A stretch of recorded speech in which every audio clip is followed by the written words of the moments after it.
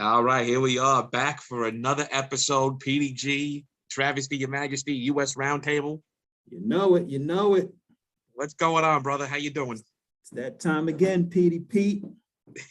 Doing good. It's that time again. Well, Travesty, I just want to let you know that I'm drinking rum today, so who knows what's going to happen. Yeah, I do have water, but I left it upstairs on the table. But you know. We'll have to do some virtual drinking then. I'm going to try to sip this through the whole show as opposed to downing it. So I'm going to see what happens on that. Yeah, good luck. But, I just wanted to talk to you really quickly before everybody else comes on. Have you ever been discriminated against or basically looked down upon due to your cell phone service? Yes, I have. Especially in the early days of Metro. Because Metro PCS was and still is kind of looked down upon, but not as much as it was when it first came out. Right. A girl would not date you if she knew you had a Metro PCS phone. She might like you. She might like you, but once she finds out about that phone, she will act like she never knew you or seen you. Hello, gentlemen.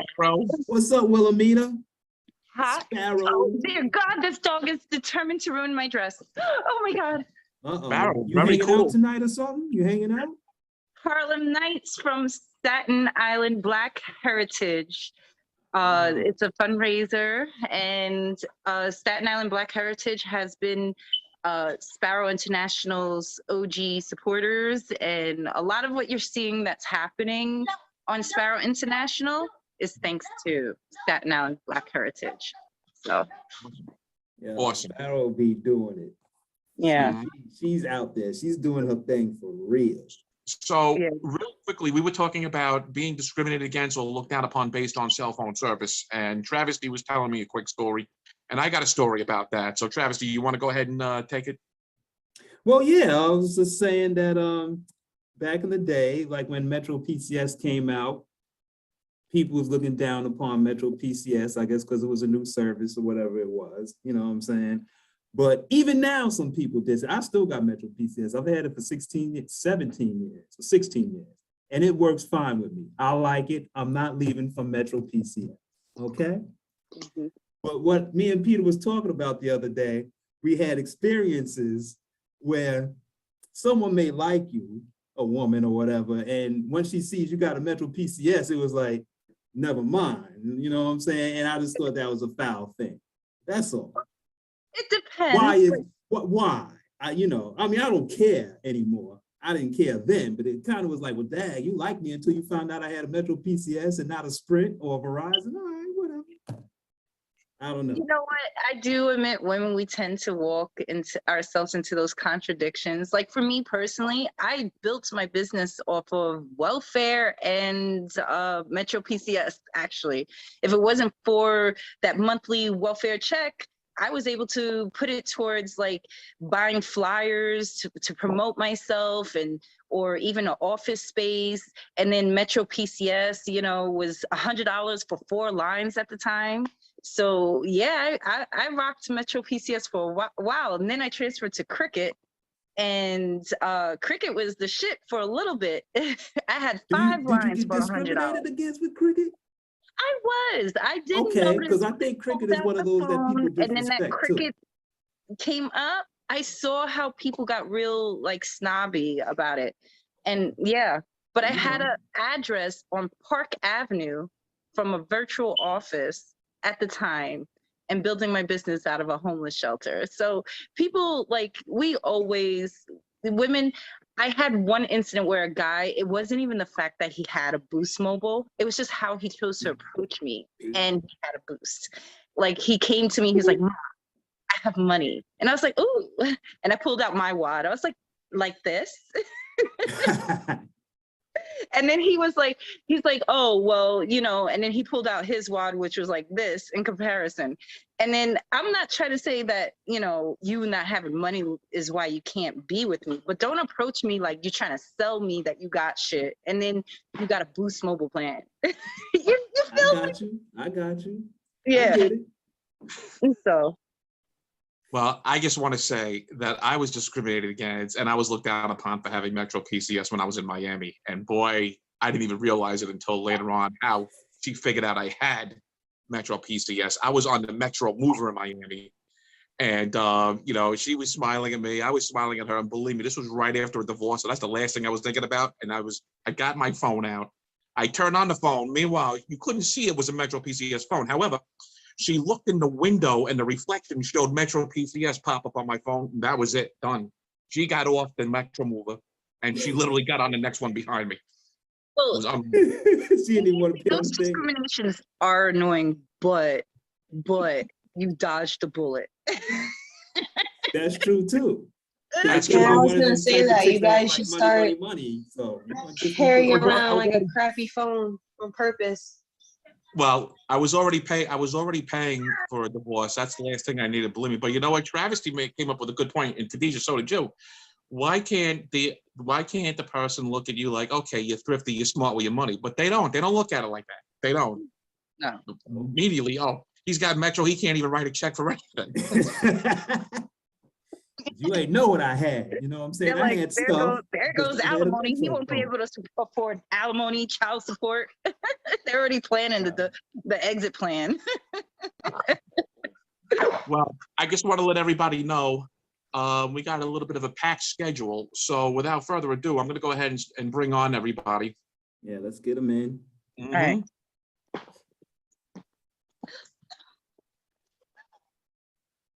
Now. Just want to introduce our first guest.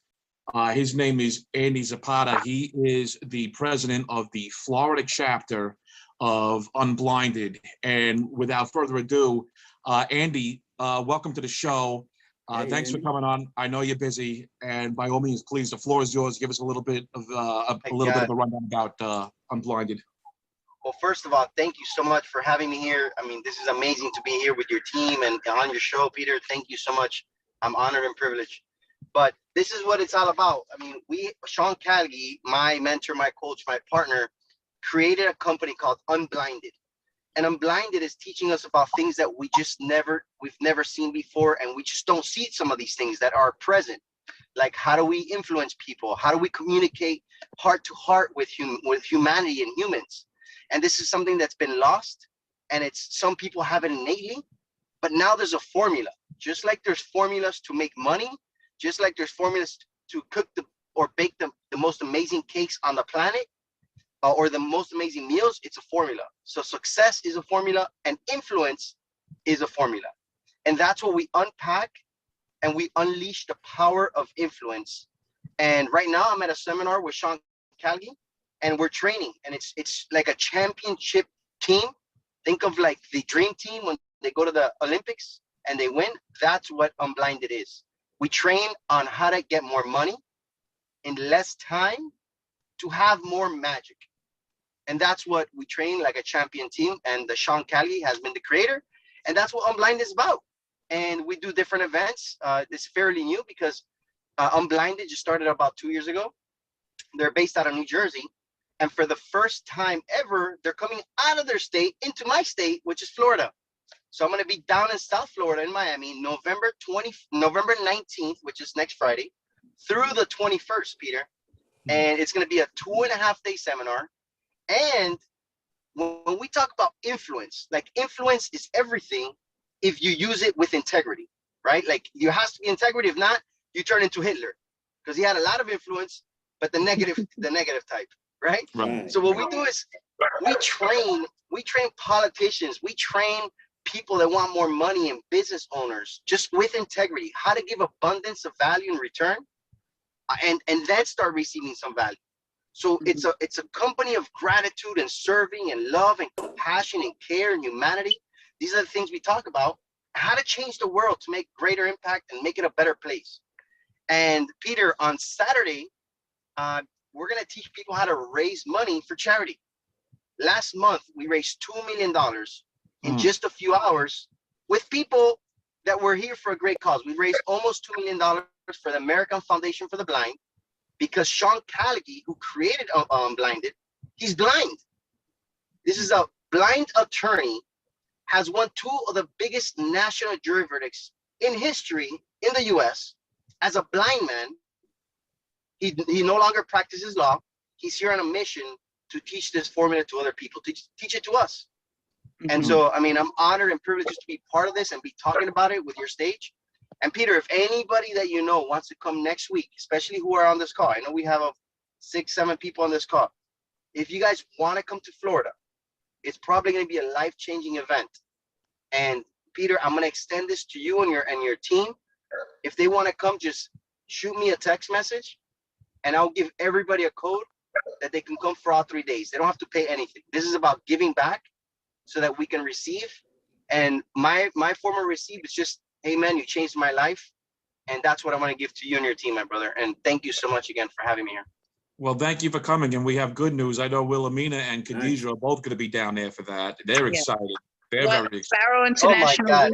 we believe in what you guys do. We bought our tickets. We're all for what you guys are about, building a business and promoting off of love and giving, because that's exactly what Sparrow International is all about. Unity, bringing people together for the sake of legacy, celebrating legacy, what that means to you.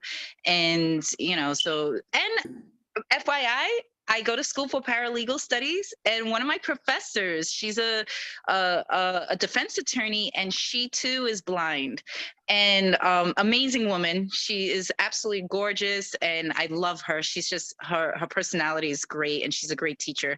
And so yeah, I'm supporting this out of love for the fact that, you know, your brother, I call him your brother. He's your brother of God. Yep, you know, yep. Your brother, he took something that he learned and he's applying it and giving back to people who need this, because we do come from a world where people have bought into the hype of cutthroatness is how you have to rise on top. And, you know, and we see the results of what that has created. You know, it's allowed bullies into our political arena as well as everywhere else in our lives that govern our lives. So this is a good start, and people who are aware of these issues, we need people like that, especially with that type of influence to influence change with positivity. So thank you.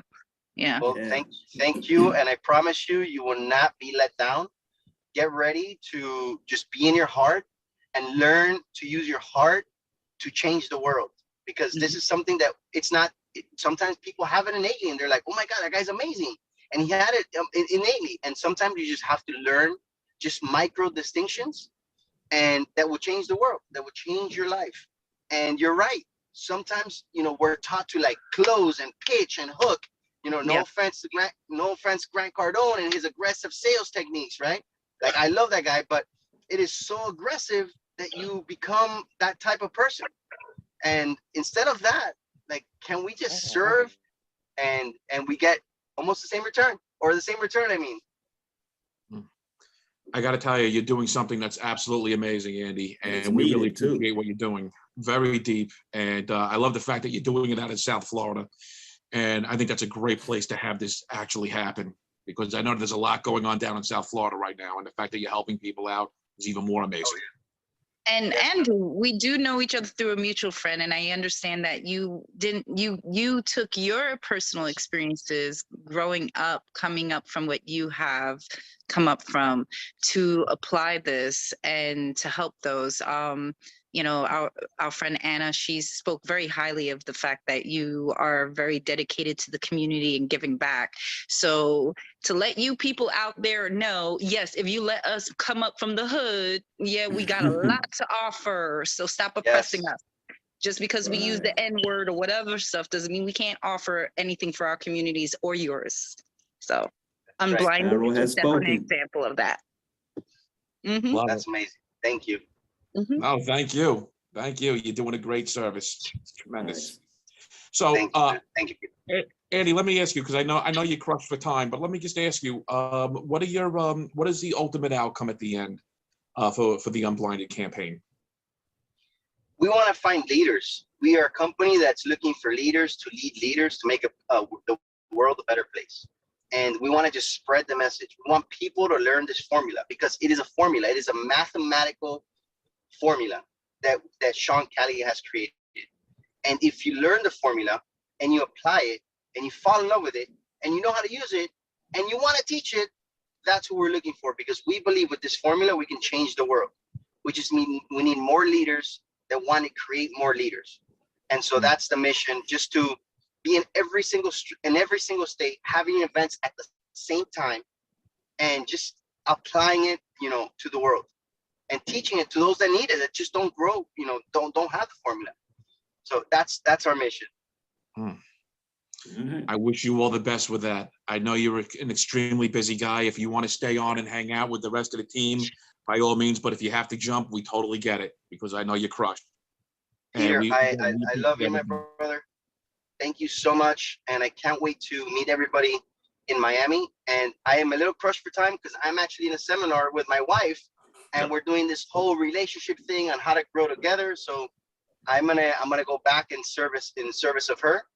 And thank you again, Peter. Thank you so much. All right, nice meeting you, Andy. I can't wait to meet you guys, man. All right.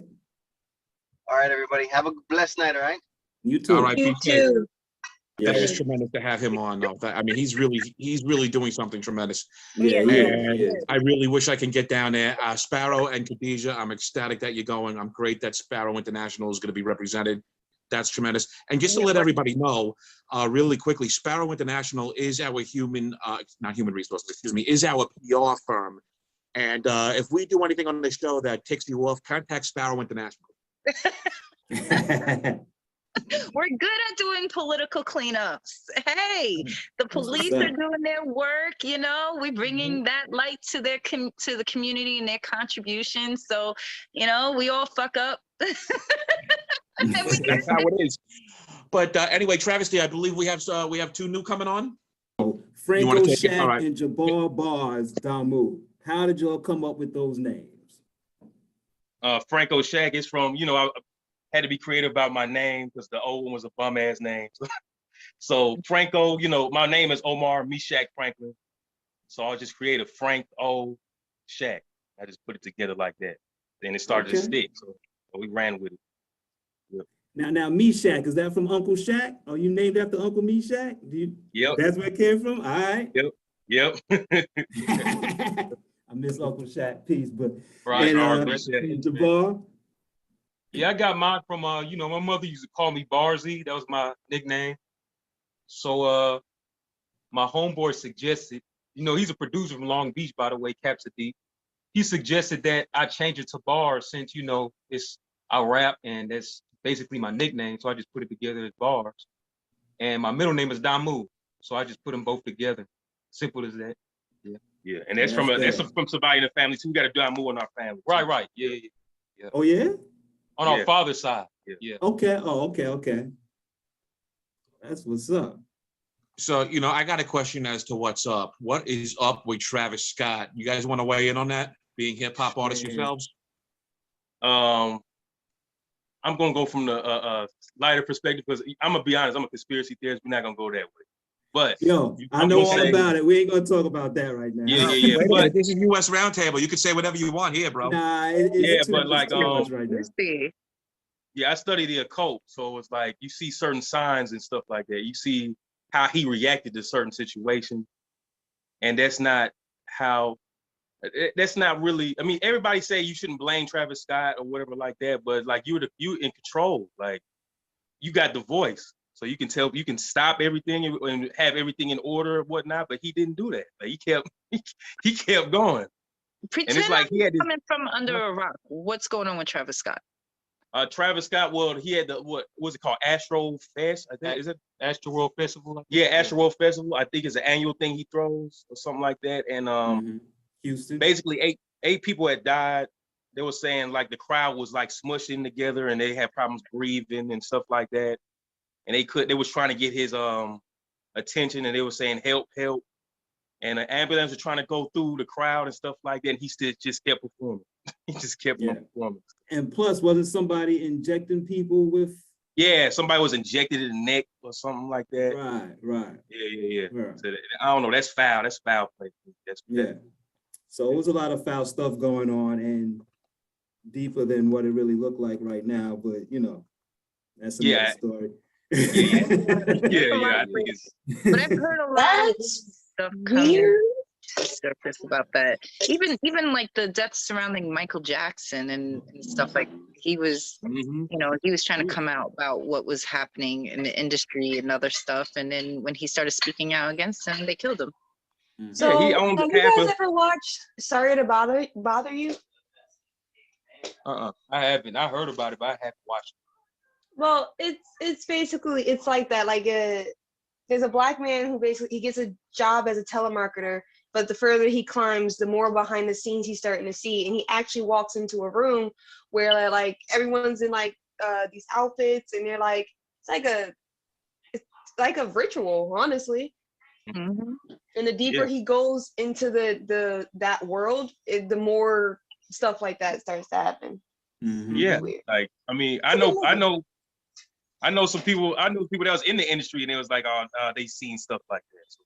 Yeah. But like what you said about Mike, like he owned half of Sony Publishing, and he got some of the Beatles catalog. They wasn't rocking with that.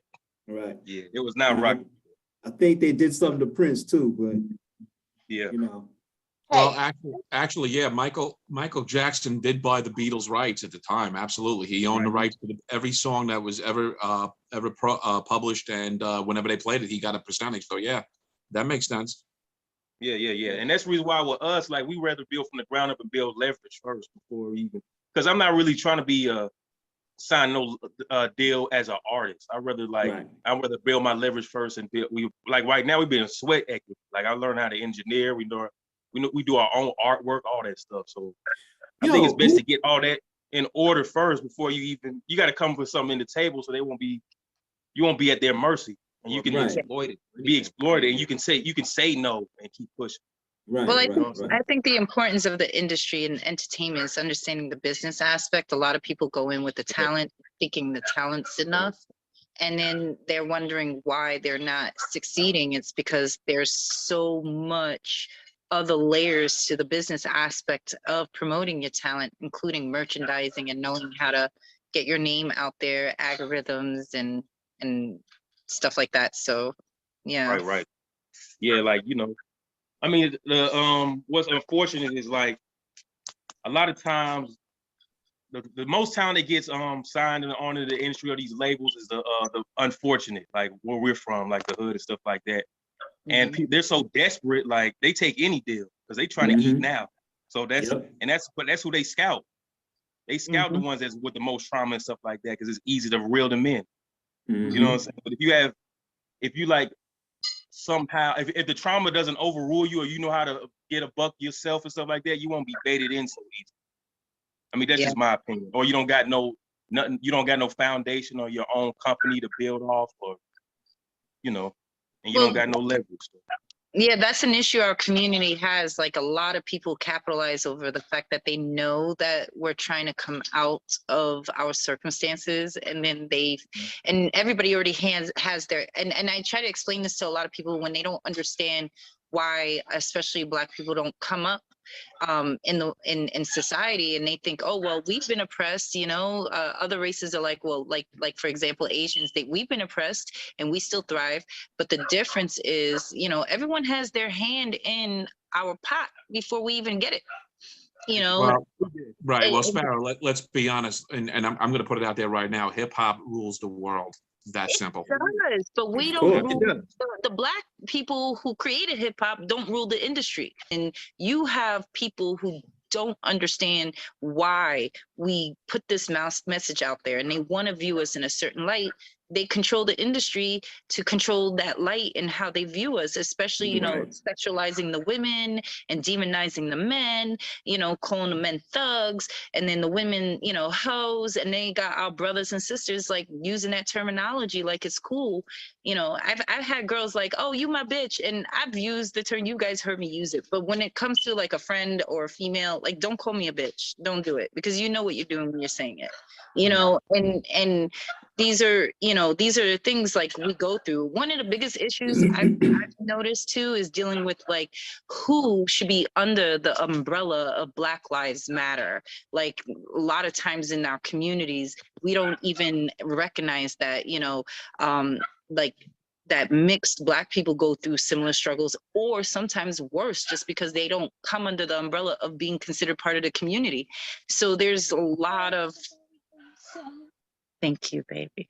There's a lot of issues that we haven't, healed from as a community, that a lot of these people in the industry capitalize off of us with, the divide between us, and and then us trying to come up and struggle, willing to sell ourselves out for the money, sell our, our children out, and all these other things, and it's manipulated on the Black community because of the fact that hip hop, basketball, these areas have been the only way out for our community. That's what's promoted as the only way out. Right. Mhm. Promoted as the only, like that's why that's why they pay these artists and athletes so much, because it's like it's a form of idolatry. Like they they try to make them the example, like this is the only way to make it, and it's like people are willing to sell themselves to get to that point. And then a lot of them find out they're not even as happy. They're not even happy when they get to that point. Yes. Right? They think a lot of their issues will fade with the money, but nope. Now you got more haters. You're dealing with your damages, and you haven't healed, and then everyone controls. More money, more problems. More money, more problems, right? But you know what? My question is to both of you. What type of advice do you give to the up and coming hip hop or rapper, however you want to go with it? What advice do you give? This is a couple of advices. First of all, focus on starting your own, like building your own way up, and then research, man. We got Google. Yeah, educate yourself. Yeah, you got educate yourself on the business side first before you try to just jump in there, because we started off not trying to. I mean, we was one of the dumb ones too coming up. We started up not studying the business, and we bumped our head for at least 2 to 3 years trying to network and growing around in circles and stuff like that. So now we had to sit back and we had to start over and stuff like that. So you have to, and then you got to realize you got to embrace not just being an artist, man. Like you got to do more than just be an artist. You got to, so even if there's a point where you start hiring people, you know what the fuck who you hiring. Yes. Like you already been through everything already, so you know who can qualify, because you tried it or you've seen it or stuff like that. So I just feel like you got to educate yourself for one. Yeah, I agree with education. That's very important. And you got to understand, and since you have to push yourself, you got to delve into, at least get a certain understanding of marketing and branding and what colors mean what. You have to understand that. And you have to understand the identity of your brand so that you can brand. Yeah, you don't know, you got to know, so you can know who to market to. Yeah, exactly. So you can know who to market to. You can understand your audience, your target audience. Understanding yourself, as a person, what you want to be seen as. I think that's very important. That's just like, it doesn't make. I'm sorry. What are some of the pitfalls to look out for? Pitfalls to look out for is first of all, these janky promoters. This is the first pitfall. Well, a lot of pitfalls too is that's the reason why I say you got to start from somewhere, because there's an economy, well, at least in the underground, I'll say, where people feed off you being ignorant, like not knowing nothing. So they'll, like these what you call it, these showcases where they like the pay for play type thing, where they pay you to show up. Oh, we got this executive coming, so pay this amount for this one song, stuff like that. And they just get your money, and nobody really care about you. Like they just getting your money up. They're just selling you a dream. So I just feel like that's why you should try to run your own money up, start your own stuff, and learn how to market so that you can throw your own events. Yeah. Right. Yeah. And rather than chasing the executive, and why not try to build a solid fan base? Because a lot of times at these showcases, like especially strip clubs down here in Atlanta, we're in Atlanta, so they'll pitch you to perform at a strip club, but there's nothing but artists there and dancers that just want their money. But where's the actual potential listener? Yeah, where's the leads? You don't got where's the leads that you're trying to, you know what I'm saying, become fans? There's just other artists that you're trying to show out to. So, and investing in your education. I think that's very important. As an artist, you should always pursue college and a degree, because that will help with other parts of the business aspect. So I think that should also be encouraged too. Yeah, So I got a question. I got a question for both of you guys. How do you both feel about Rick Ross? How do we feel about you? So artistically? Yeah, artistically. I like him. I like his beat selection. I think he can put good albums together. Like he's like he make that riding music. Like I can like drive to on a freeway. I like Ross. Yeah, I think he's like solid Ross. too. Yeah, solid. Yeah, I like Ross. Is there anybody that both of you dislike that you, as soon as it comes on, you turn it off? As soon as it I don't know if y'all want to say that, but you don't want to burn no bridges. I'll speak yet, my you mind. know? I'm just trying to think of one. Listen, if you guys want, I'll go ahead and put it on record. I'll go right out there and say Who's it. that, Peter? Who's Ready that? for this? One for you. Okay. I'll say Playboy Cardi is one. Yeah. Yeah. I can't. Whenever I hear Pitbull, I turn it off. Oh, well, that that's Oh, that's another form of music to me. You I want don't know. me? Yeah, no, you. Yeah.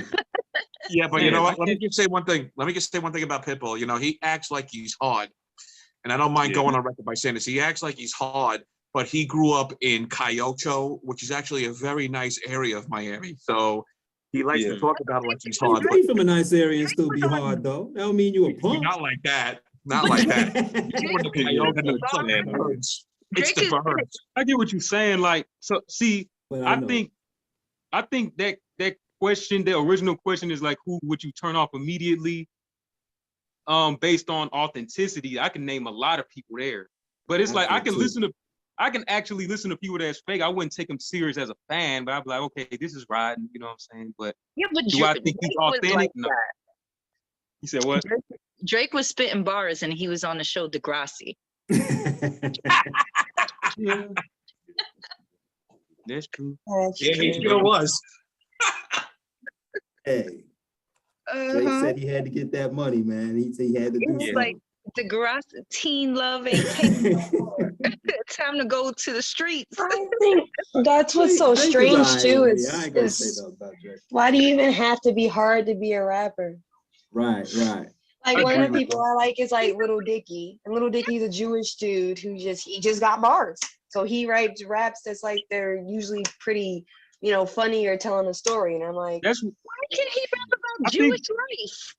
I think that's hip hop was supposed to be talking about Black life and hardships. That's why you got to be hard, because it's what it originated from. The flavor of it is the message about the community. So when you're like, it's cool. Like, all right, I like the fact that hip hop opened the avenue for so many other cultures to enjoy.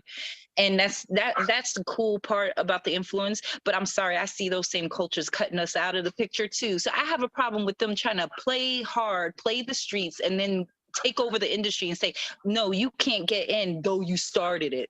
Like, All right, wait. I got a question for both of you. This is for real. How do you both feel about the Beastie Boys? I'm not gonna lie. I don't know them enough to have an opinion. Yeah, I don't have no. You know what I'm saying? Our time, Peter. Yeah, well, listen, here's the deal. And you know what? I used to love the Beastie Boys back in the day. But you know what though? Let me just say this about the Beasties. You know what? They act like they're hard. And Sparrow, you made a good point about that. Actually, they don't. They act like they just no sleep till funny Brooklyn. drinking. They act like a bunch of frat boys or something. That's what they act like. But here's the thing, though. Here's the thing about the Beasties. They grew up on the Upper West Side of Manhattan. There was no Brooklyn at all. That's the funny thing. But yet they were completely and totally obsessed with going to Brooklyn because Brooklyn's where it all happened, in my opinion. But they were obsessed with it. But they were Upper West Side boys, But they got a lot of respect in the community, though. Yeah, that was something different, though. The time was wives different. Black? Are their wives Black? My wife is.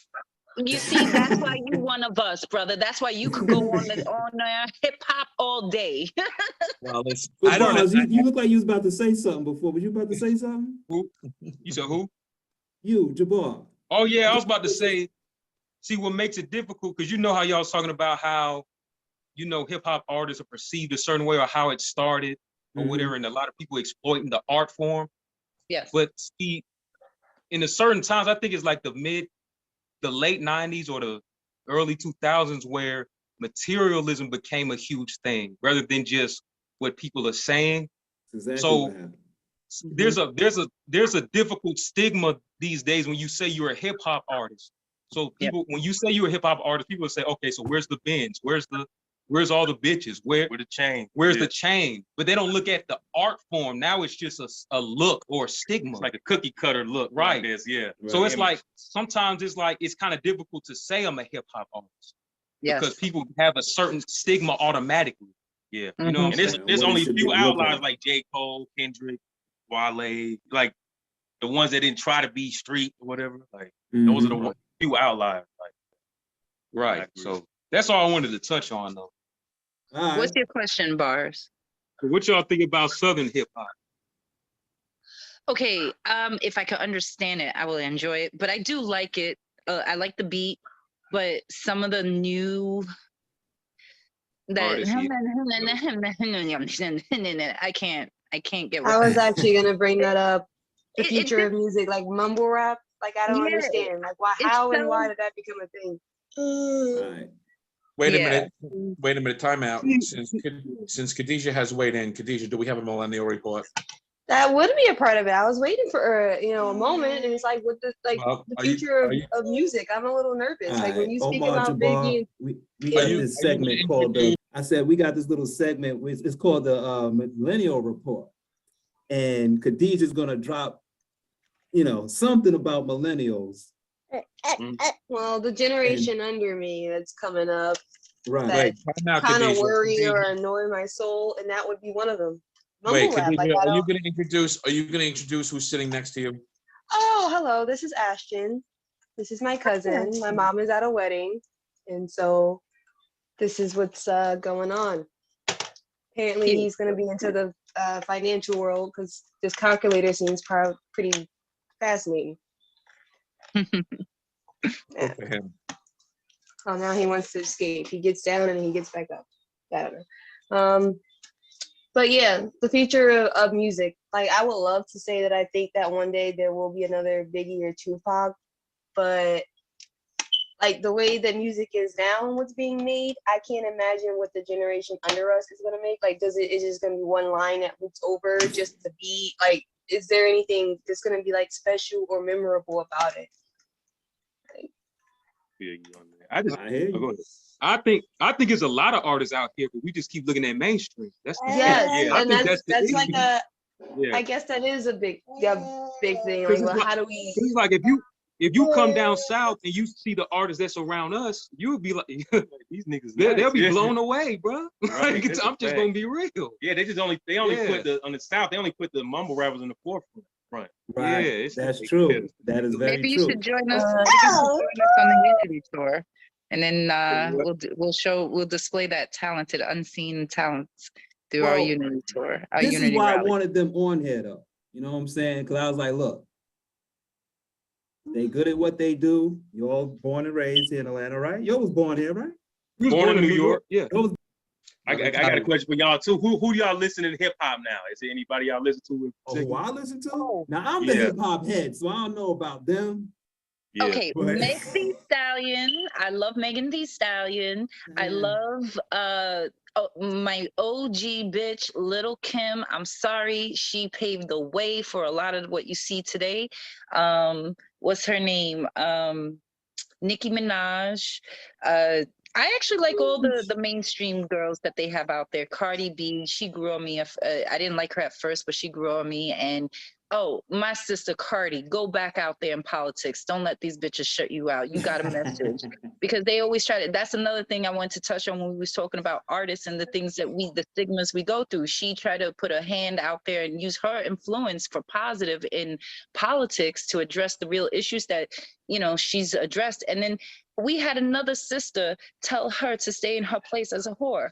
And, these are the issues that, our artists are trying to have, expand their voices to help influence politics, and people are trying to tell them to stay in their places. So that's a fact, but sometimes you got to be careful, because sometimes the liberal, they just pay any artist off. You just got to be careful of who is who. Right.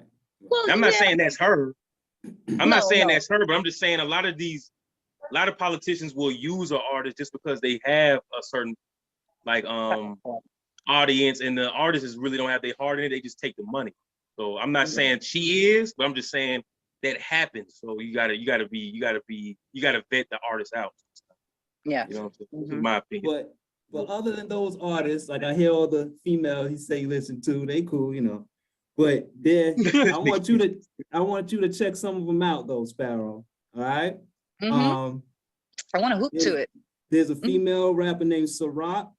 I don't know if Yeah, y'all she's heard nice. of her now. Yeah, and she's from down here too. Yeah, Man. well, actually, she's from DC. She's from She's DC. from DC. but she lives here now. I'm wrong, then. I'll take that back. Yeah. But she live here now. Ciroc, there's another young lady from Zambia in Africa called Sampa the Great. It sounds familiar though. I seen her name, Samba the Great. Sampa the Great. I'm gonna look into that. I like that name. the Great. And actually they had her song on a commercial, Bone on My Bone, Flesh on My Flesh. Dun, dun. Anyway, check her out. Rhapsody. Oh yeah, that's my favorite female rapper. All right. Check those out, Sparrow. Another one from the UK. UK.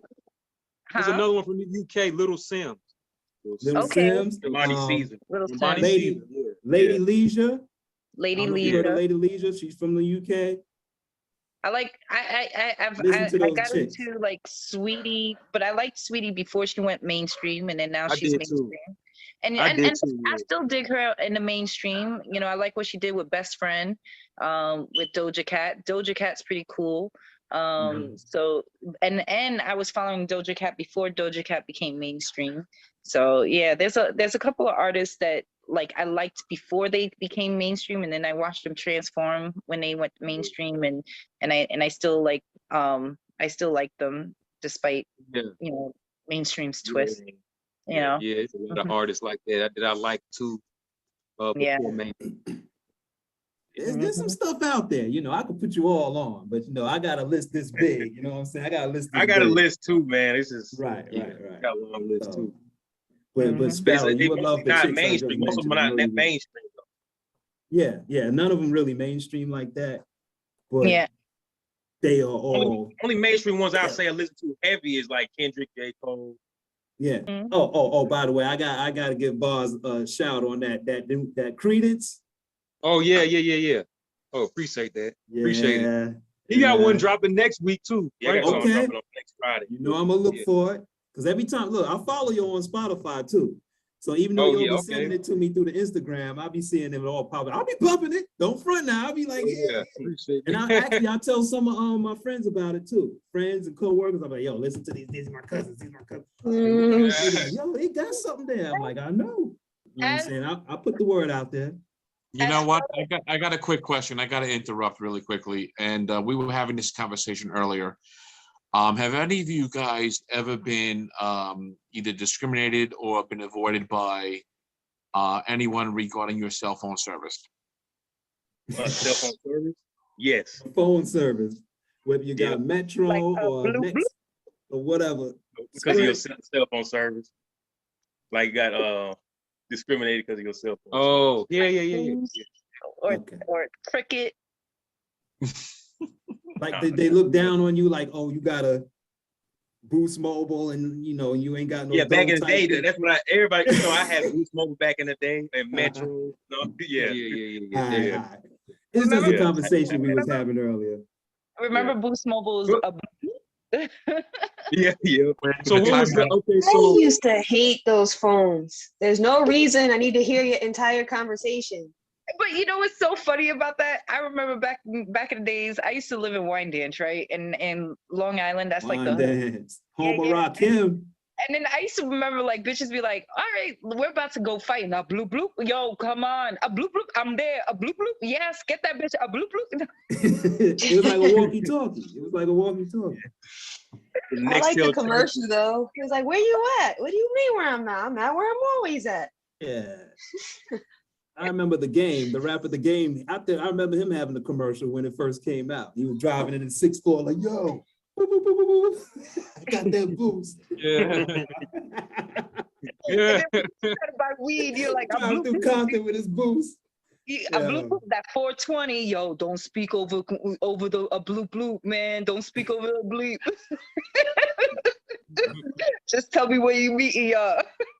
Word. Oh, yeah. So y'all been discriminated against though? Oh yeah, absolutely, without a doubt. yeah. That's why we brought Travesty it and up. I both because- had some stories. Travesty, you want to go ahead and bring it up? I mean, look, I just had a Metro back in the day when it first started, and like I said, I had someone who was interested in me until they found out I had a Metro PCS, and she didn't want to talk to me no more. That was my only story, and I was like, yo, that's kind of foul because I got a Metro PCS. So tell that bitch right now how you take care of your current wife. But you know what's funny? I still got a Metro PCS, and I don't care. You know what I'm saying? I still like it. I had it since 2000. I've been with Metro since 2005. Yeah. It's doing its job, right? Travesty. I get to communicate when I need to. There you That's go. it. Travesty, you were keeping it real, and I'm keeping it real with you That's with right. Boost. That's all I gotta say.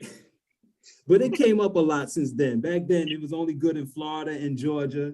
That's And right. you Right. couldn't, Yeah, if you left yeah, the yeah. state, you Right. couldn't use it. You know what I'm saying? I must say this. We all discriminate on what people have and don't have, but then we're talking about like making social changes, but we keep on feeding the conglomerates that are like influencing the things that we are upset about, and then we're pulling out our iPhones and we're like, down with the establishment, texting across iPhones. Right. Let me just say one thing, Sparrow. Let me just say one thing. When I was down in Miami, I'm glad you brought up iPhones, because when I first walked into a Metro PCS store back when I was going through my divorce, which was L, I sat there and I walked in and I said, hey, listen, what do you guys charge a month? And they said 25 or 35, depending on what you want. If you want unlimited, it's 35. And I walked into a Metro, like I said, and it was 35, but they wanted $400 or $500 a phone. And it was the shittiest phone I've ever seen in my life. Yes, that's what you paid for. It's Oh, like yeah, that's what they got you. they don't have the insurance plans, and it's not a plan, so It was $70 a month. you don't get the benefits of the plan that gets the new phones. But yeah, Right. that Well, is. listen, I just want to let everybody know that this entire podcast is being done over Boost. Just want to let everybody know that. Yo, I ain't got no beef. I still got my Metro. I'm good. Hey, That's right. T-Mobile gives me a great military discount, so I can't complain. But you know what? It's all T-Mobile now. So Boost, Metro, it's all T-Mobile. Yeah, it is. T-Mobile now? went in with Metro. So for all of you haters out there, if you have Metro or if you have Boost, just say you're having a problem with T-Mobile. Just say Right. you're practical. So I got another question. What's that? So do y'all all have iPhones? No, Not me. I'm an Android. Okay, so then y'all get Samsung. discriminated. You can't record people on iPhone. You need permission. I like to record niggas. I exploit that New York State one-party consent recording law all day. Right. Yeah, 'cause I was gonna ask, do you get discriminated Support against that over shit. that? Huh? Do you get discriminated against over having an Android rather than an iPhone? Yes, I have. I get, especially in college, dealing with a lot of these college students. They were like, "Oh, you got a Android, I got an iPhone," and I'm like, "Oh yeah, bitch, that's why you can't escape my group chats." Android allows you to like leave. iPhones, you're trapped. Yep. Forget about it. Absolutely, you're absolutely right, because you know what? iPhone, you got to pay for everything. There's no point. No point. Exactly, right. Oh my God. Speaking not of having that- an iPhone fuck up dating too. Oh, you got an Android? Oh, hell no. No, there are two things that I hate. Damn, you can't even have an One- Android no more either? Do you guys know that Nope. when you get the new That's what iPhone, I got. I got the It- Android, Metro Android.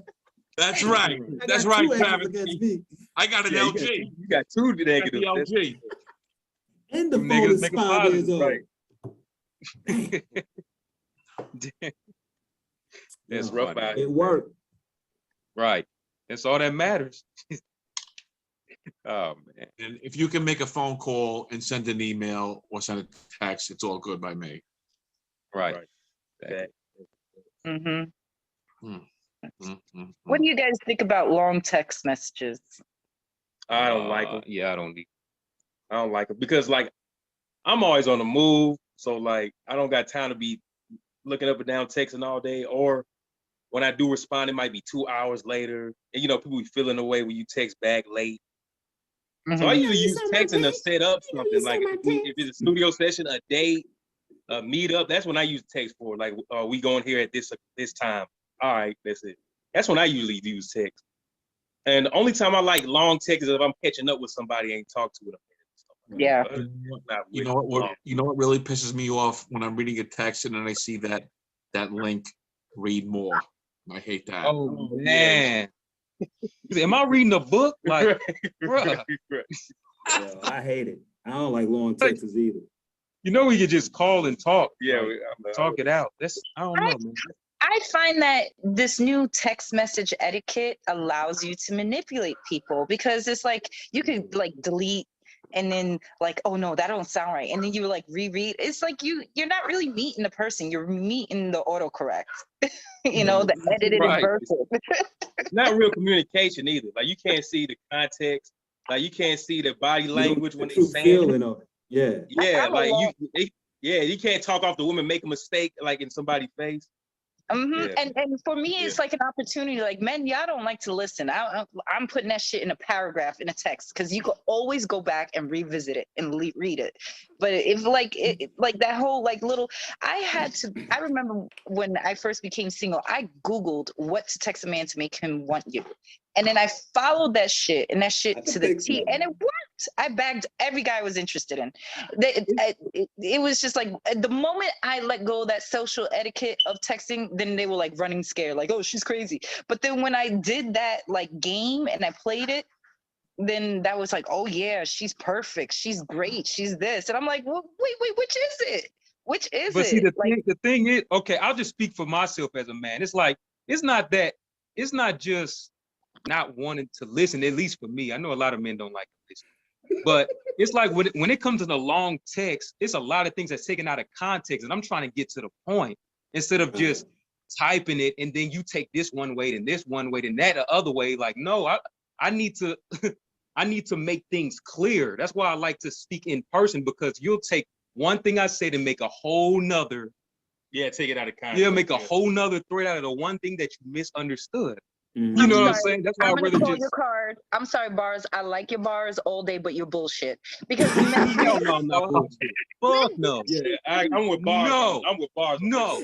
I'm with him too, because like, no, You'll take a girl one thing and she take it all out of context. I'm like, but that just wasting your whole time. person. You just wrote a whole paragraph. You wasted your whole time, and when I tell you in person, you're like, oh, Yeah, right. Oh, I get it now. Come on. How many times?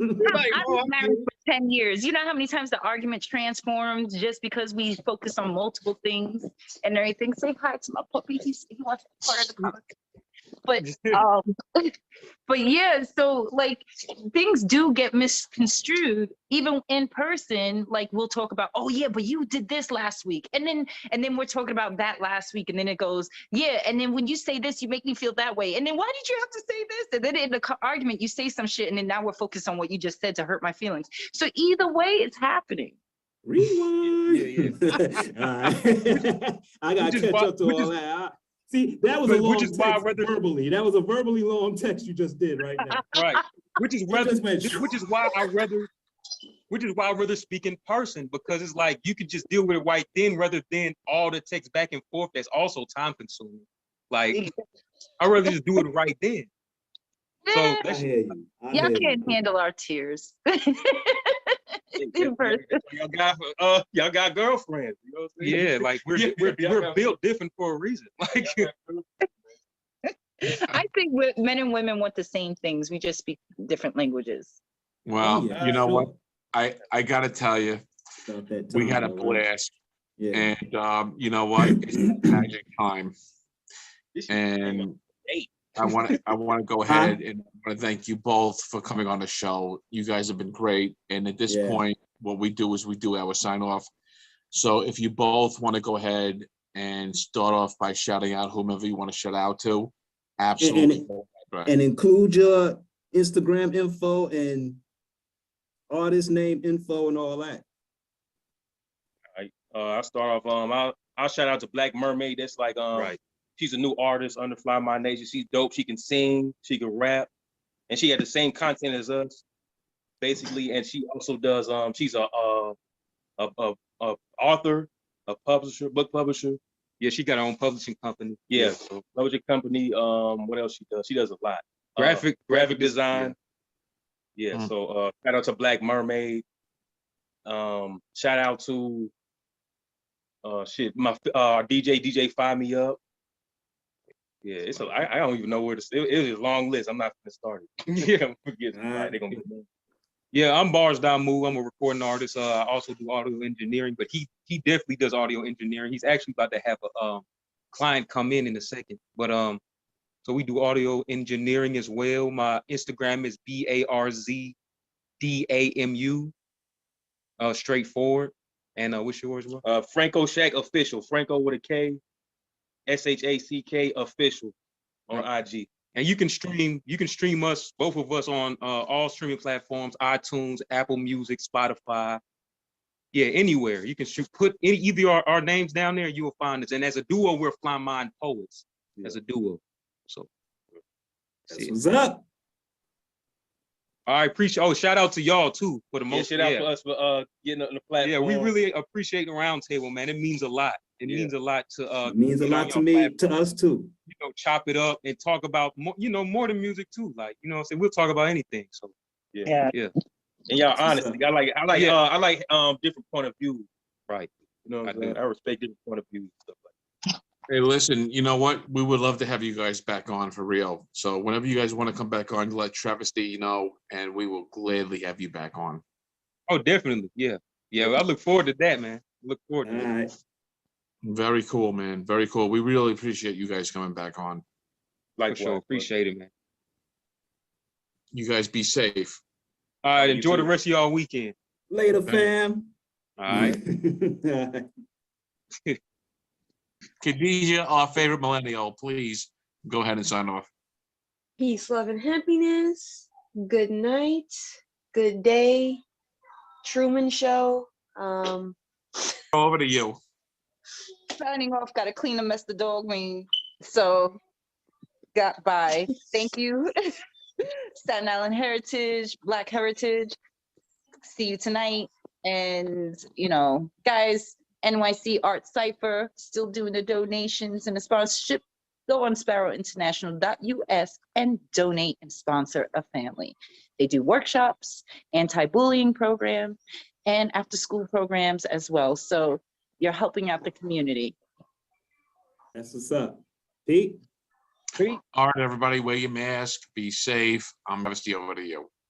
All right, and finally, we are out.